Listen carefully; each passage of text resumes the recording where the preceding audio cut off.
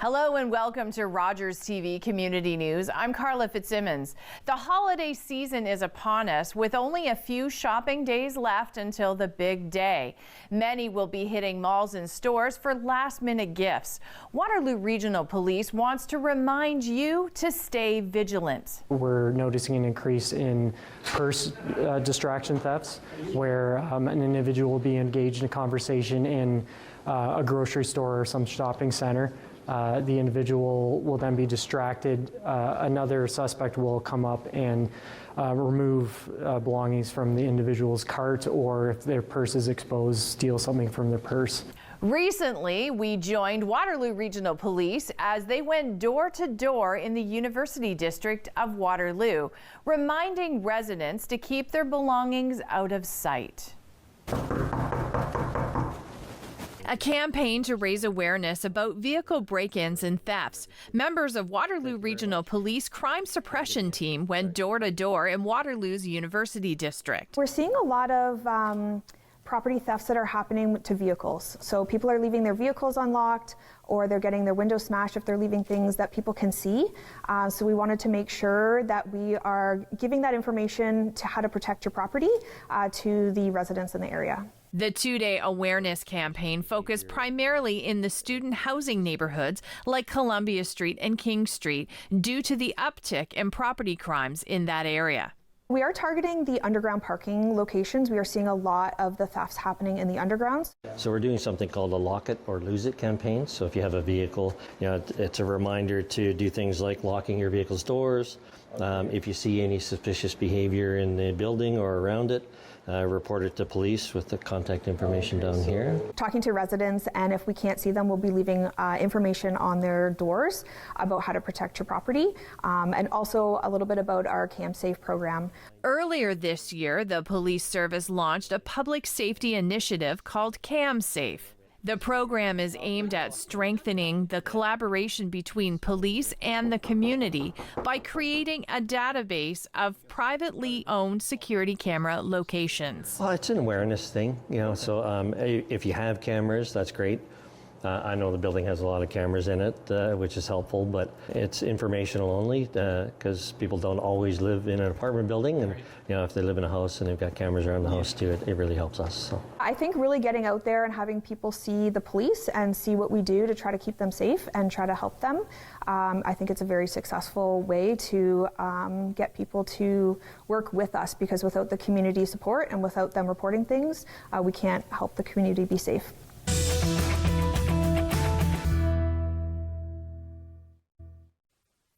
We're here today to talk about emergency preparedness, and the response to that is crucial, obviously, to the government's plan to protect Ontario. And this, of course, includes addressing the hazards and challenges associated with old and inactive oil and gas wells. Across the province, there are roughly 27,000 abandoned wells, most of which are right here in southwestern Ontario. And our government is continuing to move forward with the Legacy Oil and Gas Well Action Plan that was launched in 2023 to address and manage these abandoned wells. And our municipal partners, such as Brant, are a crucial part of that plan. That's why we're continuing to provide communities with the tools and resources to prepare and respond to old and inactive wells. So that's why we're here today. And I'm very pleased to announce that our government is investing nearly $4 million as part of ongoing efforts to help municipalities strengthen emergency preparedness and reduce the risks of legacy oil and gas wells. With today's funding, that's the government's total investment in municipalities through the Legacy Oil and Gas Action Plan will climb to almost $10,000, or $10 million. $10,000 seems a little low. $10 million since only 2023. This funding has helped municipalities purchase specialized equipment, train staff, collaborate with partners, and enhance emergency response capabilities. Right here in Brant County, the community has invested in hazardous gas detectors, a remote gas detection drone, and digital road signs, one of which you see out here with us today. Funding has also helped the county raise awareness of the risks associated with old and inactive wells through public awareness sessions like the one that was held back in June. In total, 9 municipalities will be receiving provincial funding for emergency preparedness and response. In Haldimand County, funding was used to purchase critical tools for emergency response, like a brand new hazmat and decontamination trailer, along with tablets for fire trucks to improve real-time coordination during incidents.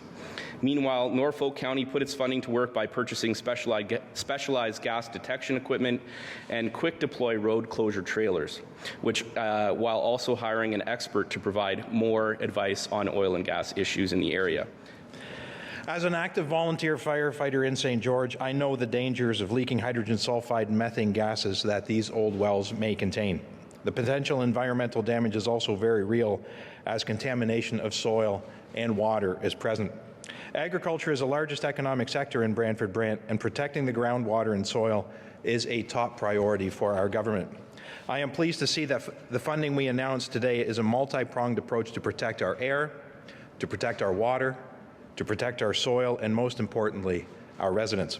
As Minister Harris mentioned, every municipality is choosing the equipment and mitigation measures that suit their local needs, and the County of Brant is no exception.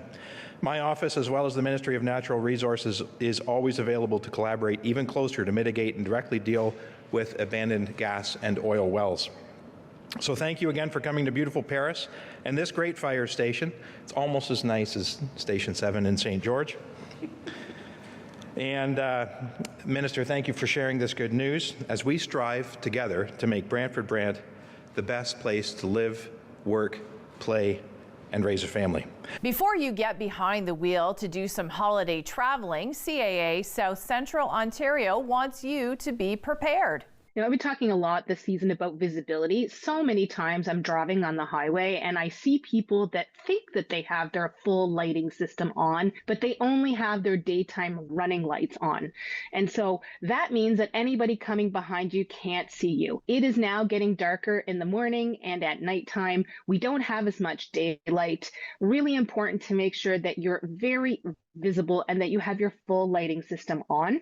With that, we also say take the time to inspect your windshield wipers. Not a lot of people realize that you're supposed to change your windshield wipers according to manufacturer specifications every 6 months. Not a lot of us do that, really, but just inspect them. Make sure that they're not cracked or frayed, or if they're starting to sound a bit funny when you use them, that is probably a good indication that they need to be replaced. Always have that windshield wiper fluid in there.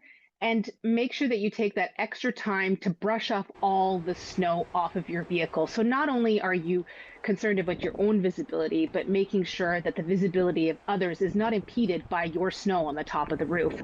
So that's what we mean when we say about visibility. There are a few extra steps that you need to take, and that is cleaning off your snow, making sure your windshield wipers are in good condition, that your lights are in good working condition as well, and that they're fully on. Well, there really is a difference between a summer emergency kit and a winter emergency kit, and that comes down to keeping you safe and warm. So yes, it'll have the same things like perhaps a fuel funnel, or it'll have some flares in it, or it'll have jumper cables. Those are pretty standard when you get an emergency kit, but other things that it'll have is like a collapsible shovel, or perhaps a blanket, some tea lights, some waterproof matches. Those things will be inside of a winter car kit. And we say, don't stop there. Add a few extra things like an extra pair of mittens, socks, a toque. Those things tend to get wet when you are out in the snow. So even an extra scarf, a blanket in the back seat of your car. It sounds like a lot, but it can be quite compact. We talk a lot about car batteries. Car batteries really do take a beating during the summer months. That extreme heat fluctuation we deal with is not very kind to car batteries. We see a lot of them failing in the winter months. So while you're getting your winter tires on, ask your mechanic to also check the life of your battery. Will it last? The average car battery only lasts about 3 to 5 years. So if you don't remember the last time you checked your car battery, it's probably, at the very least, the best thing you can do is to check it. It's time to get it checked. Santa's elves in Waterloo Region are hard at work making sure every child has a gift to open on Christmas morning. The Waterloo Knights of Columbus Toy Drive is the largest toy drive in southwestern Ontario. There's still time to donate. They will be collecting toys right up until December 23rd. As you know, we do the toy drive all year long, and we supply different groups all year long, whether it's the hospitals, the hospices, and people in need of toys if there's been a fire, flood, whatever. So our need is going to be greater this year. Therefore, I'm appealing to the folks in the region of Waterloo, please step up, share the joy, and buy a toy. 9, 10, 11, 12, 13, 14, 15. The neatest thing we can do is sporting goods and games, and more sporting goods than anything else. Basketballs, footballs, soccer balls, games that can be played. If you're a guy or a girl that goes outside with a basketball and you go to the hoop, you can be assured within 10 minutes there's going to be somebody else playing with you there. So those are the kind of things that we look for. Games that families can play together, games that brothers and sisters can play together. Boots on the Ground is a program designed to help provide peer support for first responders. Medallion Group Insurance and Waterloo Regional Police Chorus teamed up for their 3rd annual Christmas concert to support this volunteer program.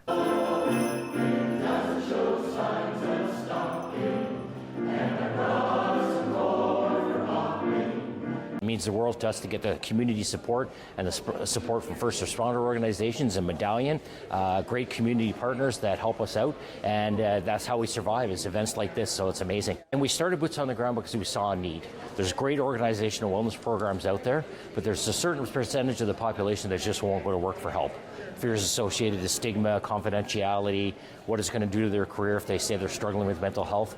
So we're an external, anonymous resource. If people aren't comfortable going to work, they can come to us for help. Boots on the Ground provides 24/7 peer support to all first responders across the province, including police, fire, EMS, corrections, and nurses.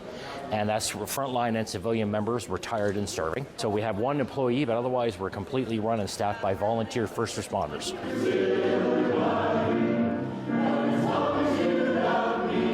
We have a wonderful partnership with Medallion Insurance, who likes to put on this concert with us, and it's a fundraiser for the organization of Boots on the Ground. It's near and dear to my heart because of my policing career, and in the past, 24/7 counseling service for all first responders, including nurses, is amazing. In these trying times, counseling is going to be more and more important to get through a police career.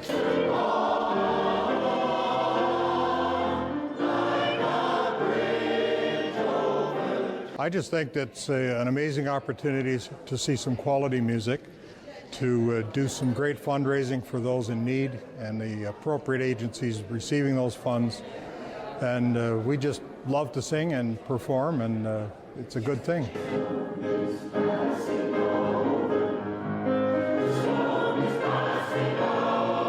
Today is our 3rd annual Waterloo Regional Police Chorus concert for Boots on the Ground. And what we hope to do is bring together members of the community and celebrate the season and raise money for a peer support system through Boots on the Ground. Awareness is a big piece of what we're hoping to achieve. Definitely bringing a focus to first responders and their challenges and their day-to-day life on the job. Well, Medallion has been a partner of the Waterloo Regional Police Chorus for, we think, 30 years. Through that partnership, we have connected with Boots on the Ground and Dave McLennan, the Executive Director.